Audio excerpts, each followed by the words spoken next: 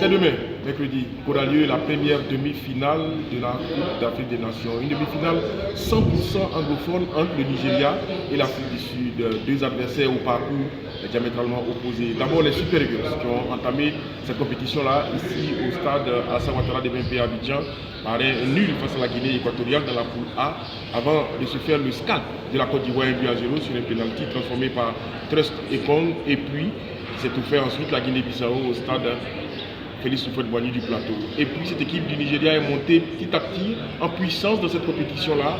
Elle a écorché vive tout simplement cette équipe du Cameroun en huitième de finale avant de s'imposer 1-0 face à l'Angola. Une équipe du Nigeria pas forcément flamboyante dans le jeu, pas forcément brillante, mais méthodique, efficace sur le plan offensif, mais surtout solide sur le plan défensif. Un seul but encaissé par les Super Eagles depuis le début de cette compétition-là, c'est vous dire que José Peseiro, l'entraîneur portugais de cette équipe du Nigeria, a su tout simplement trouver la bonne alchimie entre des joueurs qui sont dans cette sélection-là depuis longtemps, comme le capitaine Trust Ekong, et puis les nouveaux joueurs qui ont réussi à se fondre dans le moule, mais surtout un joueur revanchard à la personne de Victor Osimhen qui a réussi, n'est-ce pas, cette compétition-là, qui a réussi à tirer le groupe.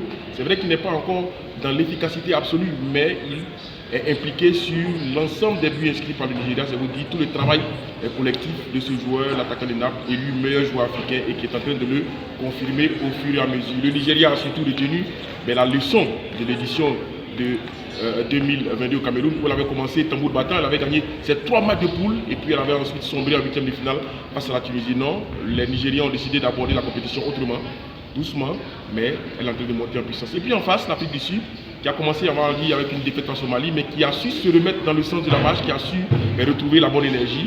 Elle a, pas l'oublier, atomisé l'équipe de la Namibie 4-0. Elle a surtout sorti le demi-finaliste de la Coupe du Monde, le Maroc 2-0, avec la manière, avec des joueurs comme Joanné, comme To, qui sont vifs, qui sont rapides. Dans les jeux de transition, cette équipe de l'Afrique du Sud n'a d'égal dans cette compétition-là.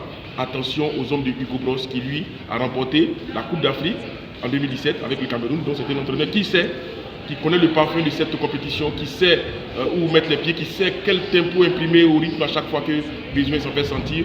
L'équipe d'Afrique du Sud, joueuse tout simplement, qui va se présenter au Nigeria, le met au stade de la paix de Bouaké. Kader Guinawogi pour Abidjan.net.